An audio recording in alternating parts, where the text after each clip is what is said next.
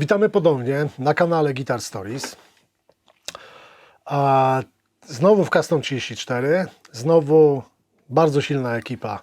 Piotr Łukaszewski, Łukasz Łukaszewski, Mikołaj Łukaszewski. Witam.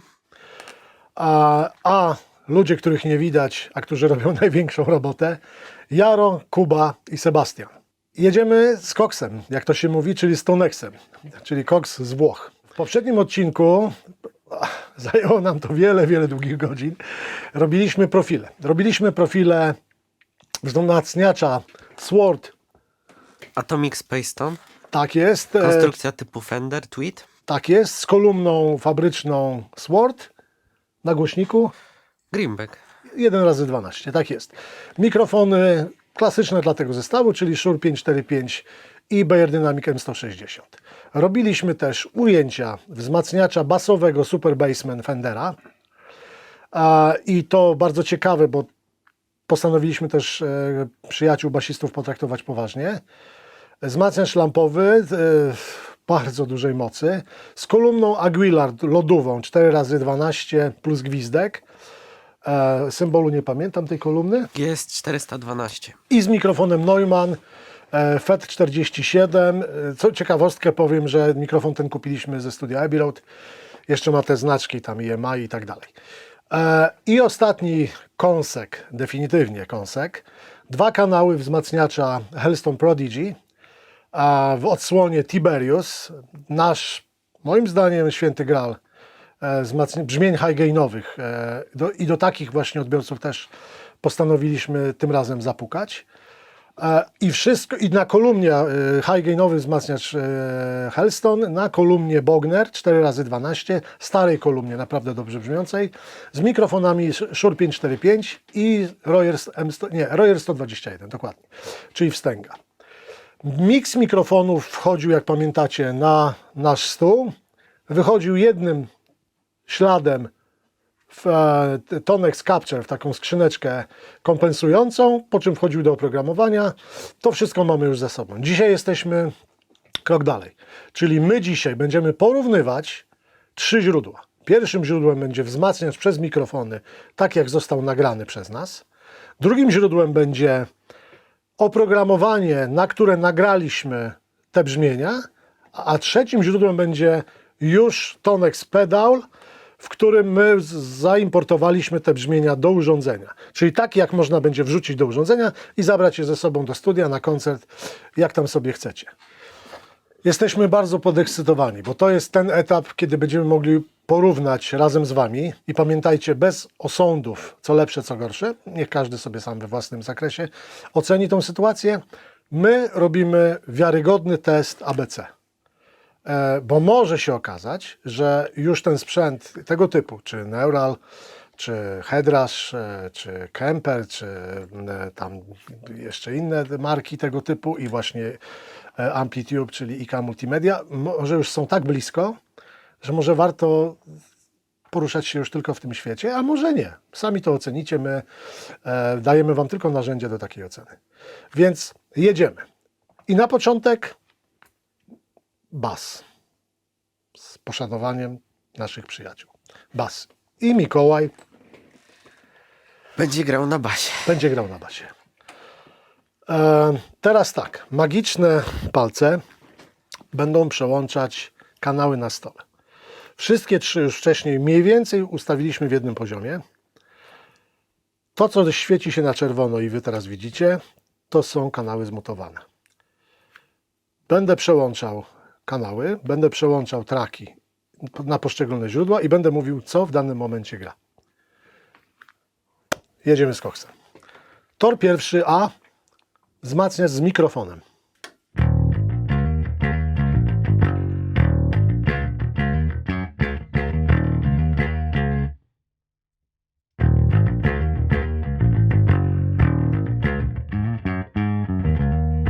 I zobaczcie, bo to już przełączyłem na wzmacniacz, który wrzuciliśmy do oprogramowania, czyli do komputera, na oprogramowanie Tonex i jest zupełnie przyzwoicie. Teraz wrócę z powrotem na wzmacniacz i ponownie wracamy na oprogramowanie Tonex. Teraz dla odmiany ta sama barwa już zaimportowana do urządzenia zewnętrznego, czyli do Tonex Pedal.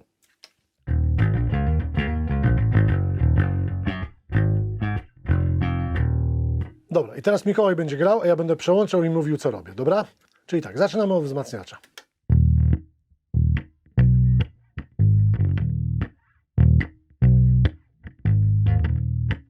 Komputer.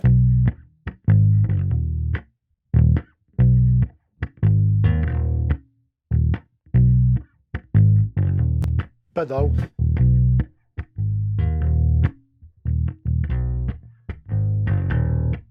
I znowu wzmacniacz.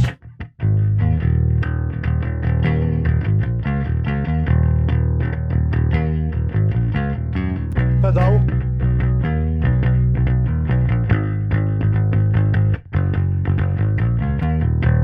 Oprogramowanie.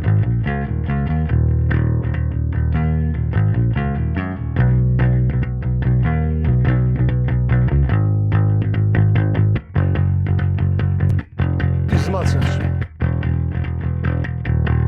Dziękuję. A jak tobie pod palcem? Bardzo dobrze. Według mnie jakby różnica jest praktycznie zerowa. Wszystko brzmi bardzo podobnie. No z naszej perspektywy też. To znaczy mam takie wrażenie, może sobie trochę wkręcam, że wzmacniacz z mikrofonem ma nieznacznie cieplejszy dół i może trochę więcej niskiego środka. Ale może jest to tylko wrażenie z miejsca, w którym siedzę w tej chwili. Generalnie można powiedzieć, że już załadowana próbka do komputera, a potem przerzucona z komputera do urządzenia, a to między tymi z komputera i z urządzenia różnicy praktycznie nie ma, a między prawdziwym wzmacniaczem a próbkami to jest jakiś niuans. Więc mamy dowód naoczny i nauczny, że te światy zaczynają współdziałać ze sobą. Czy jeszcze coś z basu chcemy pokazać? No mamy tylko jedno brzmienie tak naprawdę skapczerowane. Okej. Myślę, że wszystko w temacie. Teraz przerzucamy się na wzmacniacz Sword i tu będziemy mieli dwie odsłony, bo Sworda zrobiliśmy w dwóch wersjach, bo zrobiliśmy jeszcze z klonem jako Centrowo. drive'em przed. To za chwilę.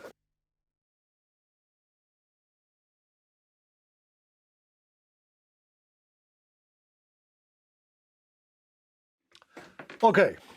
I mamy test numer 2. Porównanie wzmacniacza butikowego typu Fender, tak jak opowiadał Mikołaj, Sword, z mikrofonami i własną kolumną. I to jest tor A. Tor B, spróbkowany, skapczerowany sound do komputera i dźwięk z komputera, czyli taki jakbyśmy nagrywali przez aplikację. I tor C, zaimportowany profil do urządzenia. Słuchamy, no nie ma o czym gadać. Co będzie robił na gitarze, to już opowie Mikołaj. Będę grał na gitarze, wspaniałym Stratocasterze Fendera z 72. Tą gitarę dostałem od ojca chrzestnego Grzesia Skawińskiego i zacznę od przystawki nekowej. Bardzo proszę. I zaczynamy jak zwykle od wzmacniacza prawdziwego, lampowego, z własną kolumną i mikrofonami.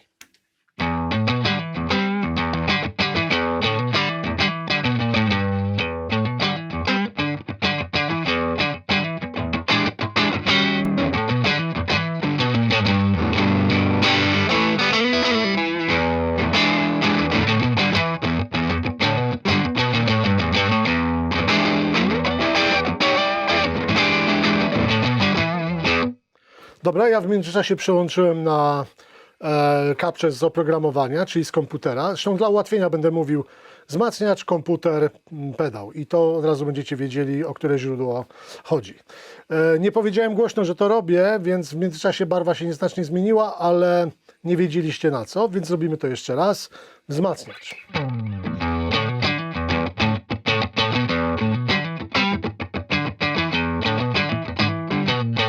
Dobra, dziękuję. Komputer.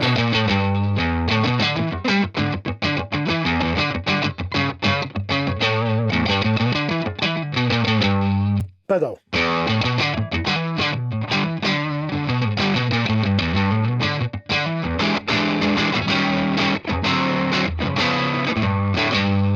Komputer.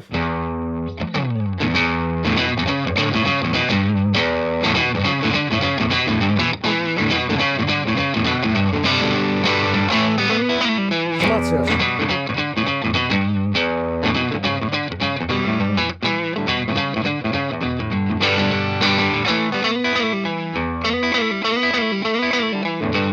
Komputer.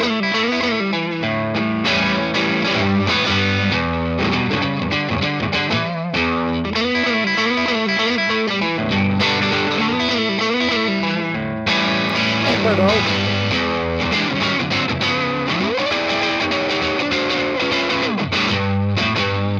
Dobra, dziękuję. Mamy sytuację, w której wzmacniacz gra nieznacznie z mniejszym gainem. Właśnie też zauważyłem, mógł się że zrobić wolum mniej, wolum mógł się zrobić mniej. Bo Ja rzeczywiście bym szukał, między... bo słychać było że ma po prostu mniej przesteru. Ja bym szukał gdzie indziej. Dla przypomnienia, pomiędzy robieniem capture'u a porównaniem mieliśmy firmware update i Tonex ostatnio udoskonalał precyzyjność input gainu w urządzeniu. I dla jakby mojego czystości tutaj jakby I sumienia spokoju. sprawdźmy, jak to wygląda obecnie. Okej. Okej, to może od razu opowiedz, dlaczego było to takie kontrowersyjna ta sytuacja. Jasne. Sytuacja wygląda tak, że mamy parametr globalny pod tytułem input gain, co jest dość samo oczywiste, to znaczy wzmocnienie czystego przedwzmacniacza, zanim on w ogóle dźwięk zostanie przeprofilowany. Mamy wrażenie, że w obecnej sytuacji jest tego gainu więcej niż na wzmacniaczu, dlatego wprowadzam lekką korekcję. Najprawdopodobniej i z naszych testów jakby przedfilmowych, jakbyśmy zostali na tym firmware'ze i zostało tak jak było, to byłoby w porządku. Ale dla przyzwoitości zróbmy tak. Mniej, dobra. Pograjmy chwilę. Dobra, teraz daję pick-up bridge'owy, żeby też wzmacniacz miał więcej łamania się od sygnału.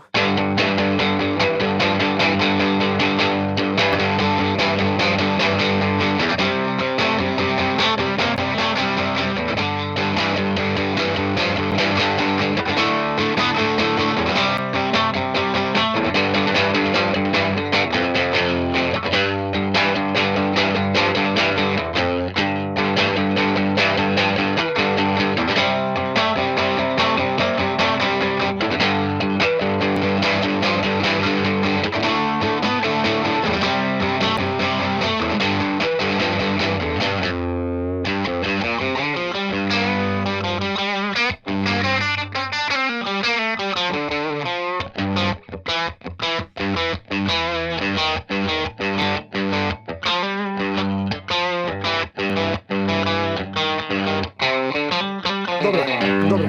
Ja jeszcze tylko napomnę, w międzyczasie jak Mikołaj grał, ja tą samą operację zdjęcia gainu wejściowego wykonałem na Apollo, dzięki czemu mamy... Okej, a ja skompensowałem wejścia na mikrofony wzmacniacza, czyli wszyscy w trójkę wykonaliśmy pewną operację, która ułatwi nam teraz jakby słyszenie tej barwy na podobnym poziomie głośności i na podobnym poziomie przesteru, nie ingerując w same capture'y, nie? Czyli to, co Łukasz powiedział, w międzyczasie pojawił się update firmware'u w urządzeniu, co spowodowało trochę zmianę parametrów w stosunku do tych, które mieliśmy robiąc capture'y. Także teraz sytuację mamy zbliżoną do idealnej. Możemy grać. Zaczynamy od wzmacniacza.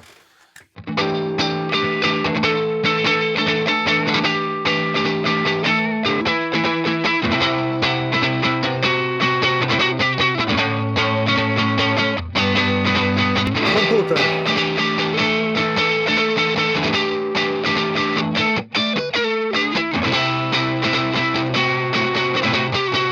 Pedał.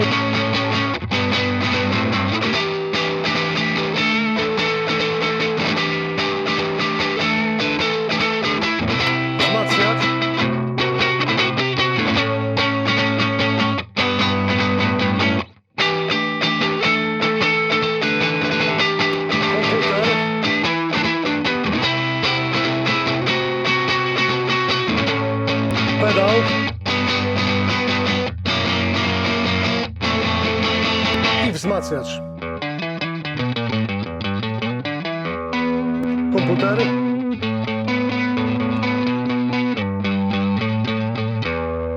I pedał. Bardzo dziękuję. Dobra, Teraz dopnijmy sytuacja jest klona. dobra. Nie? Teraz sytuacja jest dobra. W międzyczasie Łukasz podłącza klona, czyli Centawo od Worm Audio. Bardzo dobra replika klona Centaura. Skomentuję trochę to, co słyszeliśmy.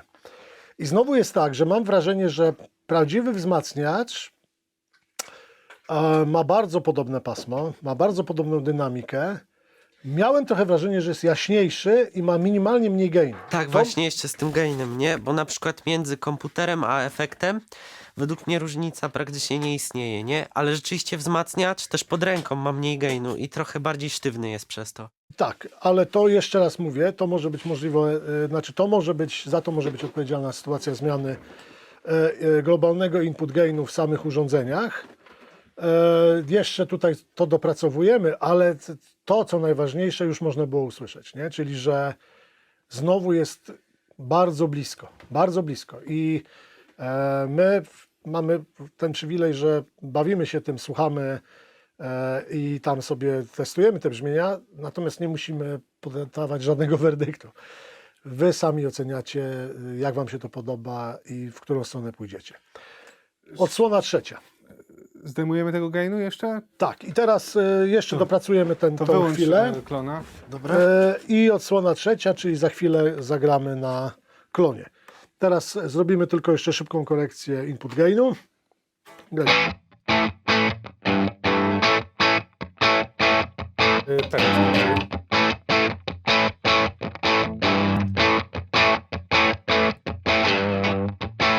Jest blisko. Więcej jest. Jest więcej na aplikacji, nie?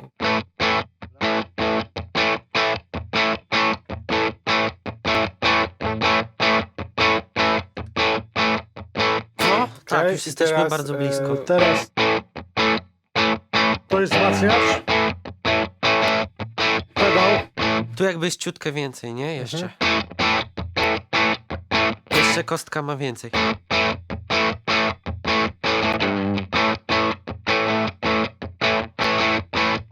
Jeszcze trochę, jeszcze tak No zdecydowanie. właśnie nie. Ja też już...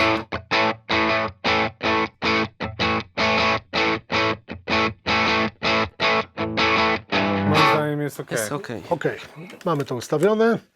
I teraz włączamy klona i zmieniamy w obu urządzeniach barwę na barwę z klonem. Z klonem. Zaczynamy od wzmacniacza prawdziwego. Tak, i przystawka nykowa i środkowa.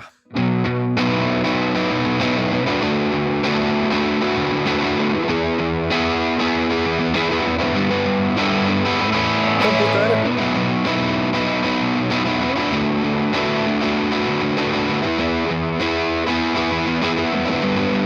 Pedał.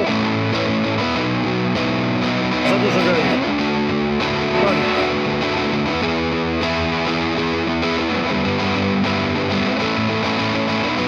Bardziej gainu.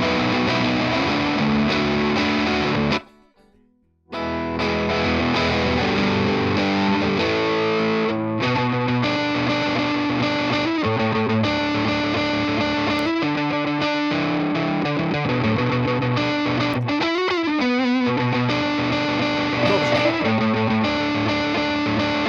Komputer.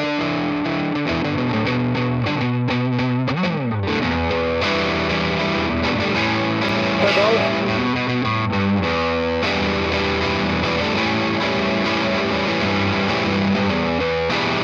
Wzmacniacz.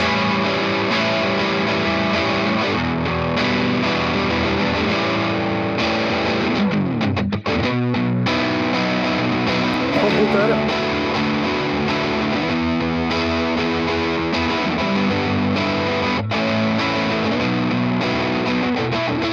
Pedał.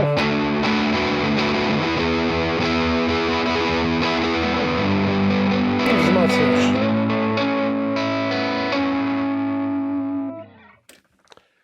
Bardzo ładnie. No, co myślicie? Podobnie, nie? No, jest dobrze, jest. Podobnie i szczerze mówiąc już, bo mamy sytuację, gdzie mamy dźwięk na wierzchu, nic tu nie gra pod spodem, ale jak doszły bębny, basówka, klawisze, pożeracze pasma i tak dalej, to no, ja już wtedy bym tak typował, że mało kto by się zorientował, co jest co. Myślę, że sam miałbym z tym kłopot, bo nie mówimy tym razem, co wybieramy, bo co nam się bardziej podoba, tylko mówimy, na ile jest to do siebie podobne i na ile jest to narzędzie jakby kreatywne w ramach tego jednego brzmienia skreowanego na prawdziwym wzmacniaczu, a potem odtworzonego w komputerze i potem w urządzeniu zewnętrznym. Teraz chwila na naszą modyfikację całości, ponieważ przechodzimy na najciekawszy w tej odsłonie dla mnie wzmacniacz, Hellstone Prodigy Tiberius.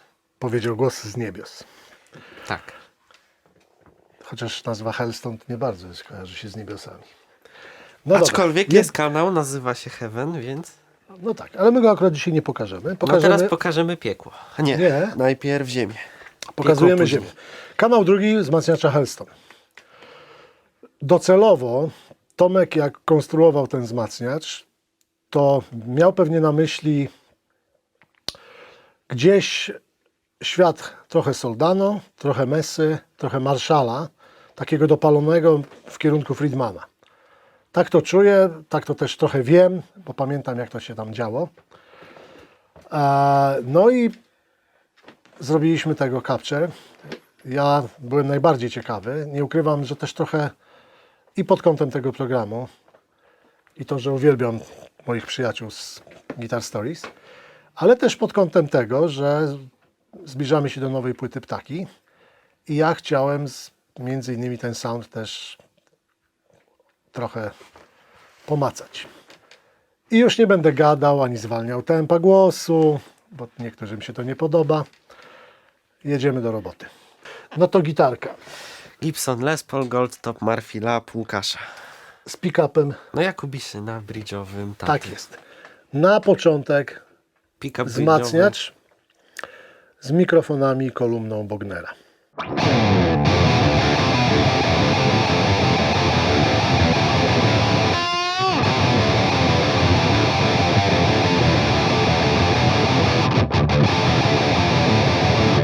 Komputer.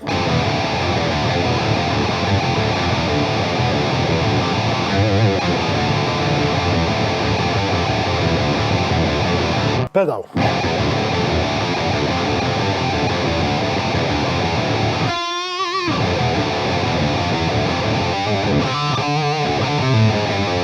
Wzmacniacz.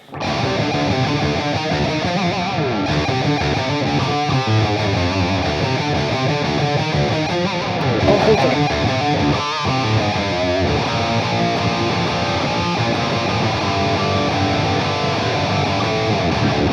Pedał.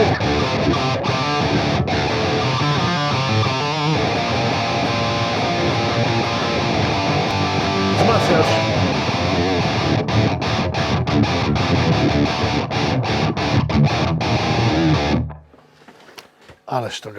Ależ to gada, jak to brzmi. Nie widzicie w obrazku, ale siedzi tutaj Sebastian. Widzieliście go i widzicie go często w czołówce tego programu. To jest nasz kochany dźwiękowiec w Guitar Stories. Ja nawet nie chcę wiedzieć, co on ma w głowie teraz, ale ja mam to samo. Świetny sound. Świetny. Jak pod ręką. No czy jak zmieniałeś, to w sumie dla mnie, z mojej perspektywy, to tak naprawdę tak samo, nie? Jak ty myślisz? Są jakieś tam różnice, bardziej chyba trochę głośnościowe. Tak, ja to jeszcze próbowałem korygować na bieżąco. No. Tak, natomiast myślę, że w życiu jakby realnym to jest nie do odróżnienia jakby w kontekście muzyki. Nie? Czy to w piosence, czy na koncercie, to jest naprawdę blisko. No potężny takie mięcho, nie? Sound. Ja też chciałbym powiedzieć ważną rzecz, że dla mnie grającego jest trochę ciężej, ponieważ tutaj w customie mamy paczki wystrojone poprzez Trinova ST2 Pro i on daje lekką latencję, więc mi się trochę ciężej gra, Ale oczywiście jakby tutaj i program, jak i samo urządzenie, no to jakbyśmy grali bez Trinowa, to tej latencji by nie było. To bardzo dobrze działa. To jest bardzo dobrze dopracowane. Tak. Mikołaj po prostu ma dyskomfort w samej grze. Jeżeli chodzi o słuchanie, to Przez my... Trinowa, nie tutaj. Tak. Ale Jest sam opóźnienie. program i kostka jakby nie ma tej latencji, bo to już sprawdzaliśmy też przed Tak jest. programem. Tak jest. No dobra, chłopaki, no chyba już cieplej nie da się wyrazić ani o wzmacniaczu i o tym brzmieniu, ani o tym, jak to oprogramowanie i ta kostka umie to przeczytać. Jest dobrze, jest naprawdę dobrze. To jest moja opinia. Zresztą to jest nasza opinia. Tak. Każdy z Was pewnie będzie miał jakieś tam swoje przemyślenia. I ostatnia odsłona wzmacniacza Hellstone. Kanał Hell. Kanał, który umownie po polsku nazywałem kanałem solówkowym. Mówią na to lidowy, solówkowy, prowadzący. Według takiej starej nazwy gitarzysta nie był kiedyś solowy, tylko prowadzący, więc my mamy teraz prowadzący ton. Na wzmacniaczu pisze piekło. Ja wiele lat temu używałem wzmacniacza Hellstone, między innymi nagrywając i grając koncerty z zespołem Ptaki. I no, mam ten dźwięk wprogramowany, jakby gdzieś w swoje DNA. I no, co mogę powiedzieć? No, ja i Sebastian, którego nie widzicie, cali tutaj się pocimy na ten sound. No, także co mogę zrobić? Na początek prawdziwy wzmacniacz z mikrofonami i Mikołaj mówi, co zastosuje. Zastosuję znowu pick-up bridge'owy, później dam neckowy na jakąś partię typu solówka. Teraz na razie zagram stary riff, zresztą też z Ptaków, z piosenki Są takie dni. Dobra.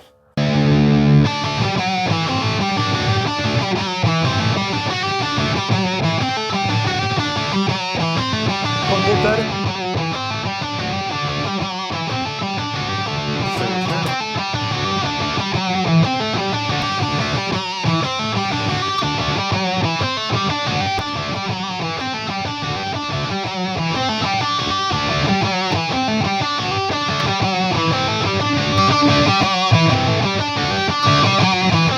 Dobra, mamy to. Według mnie też różnica jest jeszcze trochę w poziomach, nie? Głośności. I właśnie to robiliśmy, nie? Ty No, sobie to- grałeś, my ustawialiśmy jeszcze poziomy.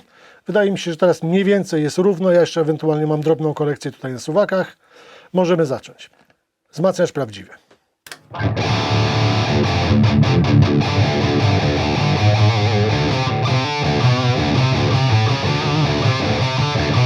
Komputer.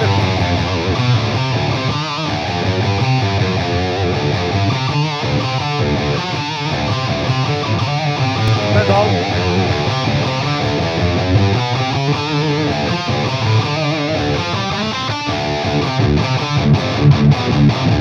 Wzmacniacz.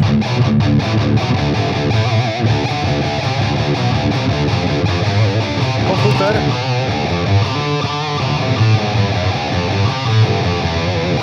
Pedał. I wzmacniacz.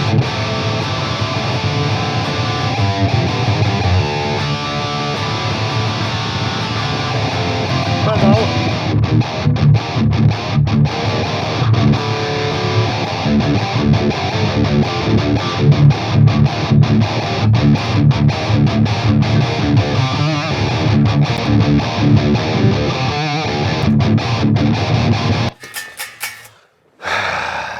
Koniec. Koniec, nie Seba? A jeszcze koniec. miałem zagrać kawałek taki solówkowy. I zrobimy to. Zagramy teraz fragment solówkowy, gdzie pokażemy chyba największe walory tego kanału. Zwróćcie uwagę na prowadzenie tonu przez to brzmienie. No i cóż więcej powiedzieć. Samo skapczerowanie jest absolutnie bez zarzutu.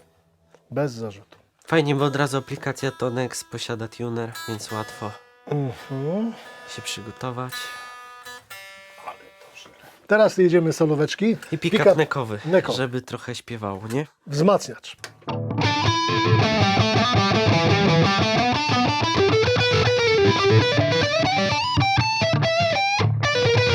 Komputer.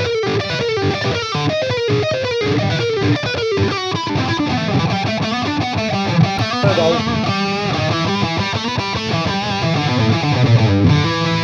Wzmacniacz.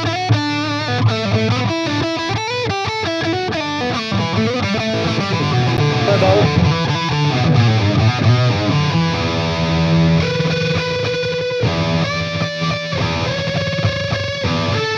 Wzmacniacz.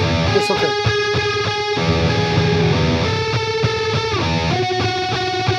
Komputer.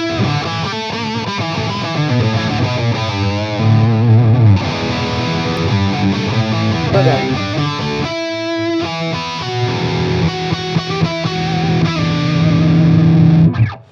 Okej, i teraz co? Była bardzo drobna różnica w dole pasma między trzema źródłami. Teraz dało się to usłyszeć na pick-upie neckowym, który z automatu wprowadził niskie częstotliwości do pasma.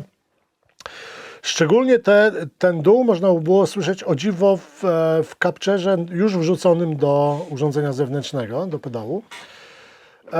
Domniemam, że to jest znowu kwestia takiego doszlifowania tego input gainu, ale nie jest to istotna różnica, która miałaby jakiś fundamentalny wpływ na barwę.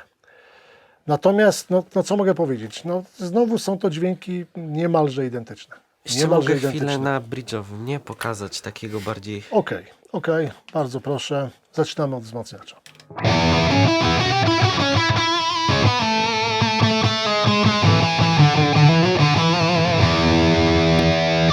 Komputer.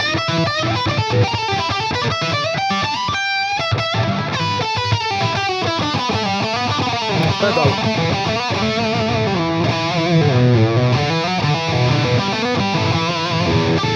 Wzmacniacz.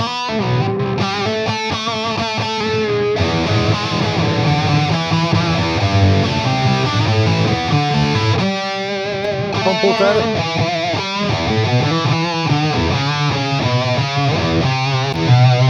I pedał.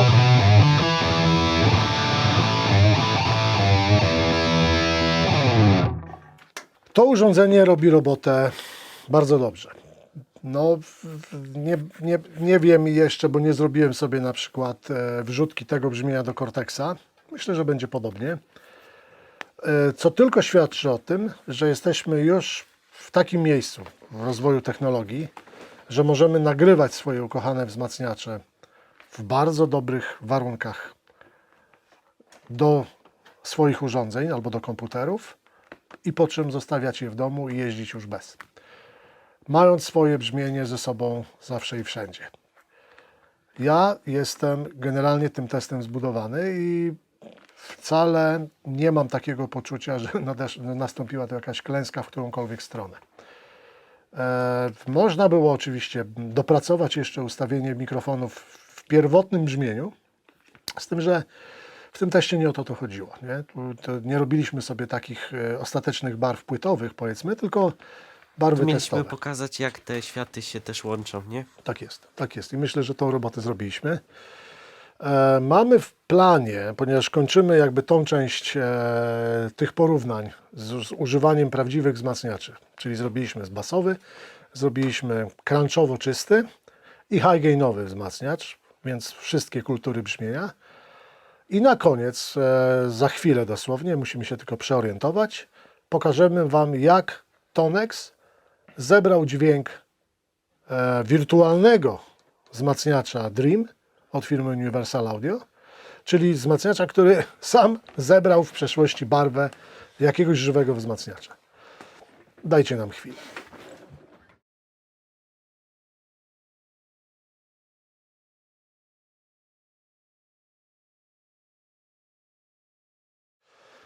I ostatnia odsłona w tym programie. Jesteśmy na Guitar Stories kanale, więc o czym możemy rozmawiać? O gitarach. I tym razem, i wzmacniaczach gitarowych, i tym razem dodaliśmy tutaj trochę cynamonu do tej przyprawy. Bo co zrobiliśmy? Już mamy opatentowane nagrywanie i kapczerowanie wzmacniaczy lampowych prawdziwych przez mikrofony. A teraz zrobiliśmy to, o czym mówiłem, kiedy kończyliśmy tamto wejście. Skapczerowaliśmy wzmacniacz wirtualny już skapczerowany. I zobaczymy, co się dzieje. Ja zamieniam się w ciekawość, co się dzieje na gitarze. Pick-up neckowy i zaczniemy parę fraz takich też szybkich. Ok, zaczynamy oczywiście od wzmacniacza wirtualnego Dream od firmy Universal Audio. On będzie na torze pierwszym, czyli A.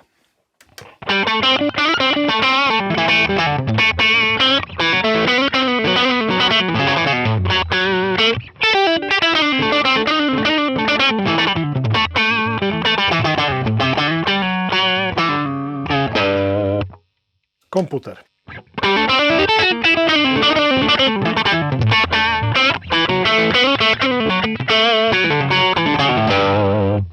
Pedał.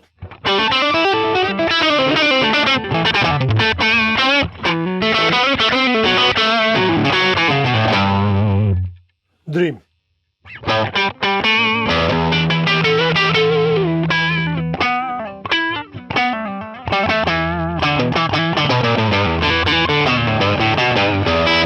Komputer.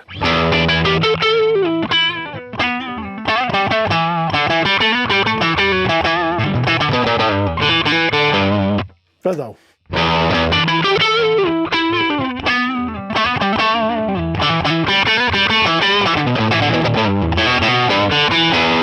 Zrób jeszcze tak z akordami Dobra. jakiś przejazd, taki riffowy.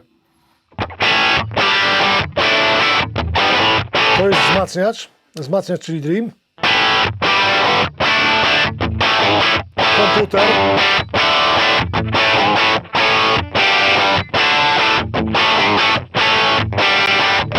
Pedał. Znowu wzmacniacz.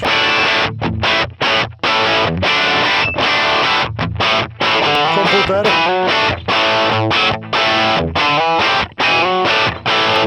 Pedał. Komputer. I wzmacniacz. Ok, przy teraz już w czasie trwania tego, jak Mikołaj grał, ja jeszcze trochę precyzowałem gainy, poziomy, znaczy się.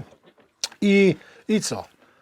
To jest ta sama próbka skapczerowanego wzmacniacza w wersji skapczerowanej przez Tonexa, a potem wrzuconego z komputera na pedał. Generalnie są pewne różnice, tylko nie wiem, czy one wynikają z tego, jak karta muzyczna komputera czyta gitarę i jej sygnał, jak Tonex pudełko czyta gitarę, a jak czyta sam Dream, bo to są już jakby trzy niezależne systemy teraz z przetwornikami analogowo-cyfrowymi na wejściu i cyfrowo-analogowymi na wyjściu. Baza dźwięku jest na pewno podobna, no generalnie to jest ta sama. Nie wiem, co gitarzysta grający. No, ja uważam, że jest naprawdę bardzo podobnie. Też rzeczywiście jeszcze może ewentualnie trochę się gainem różni. Też barwa, na której grałem, miała trochę za mało gainu na te moje takie tutaj glisowe partie. Natomiast do dżingżynów akordowych, tych takich bardziej otwartych riffów, to jak najbardziej wszystkie brzmienia mi się podobają.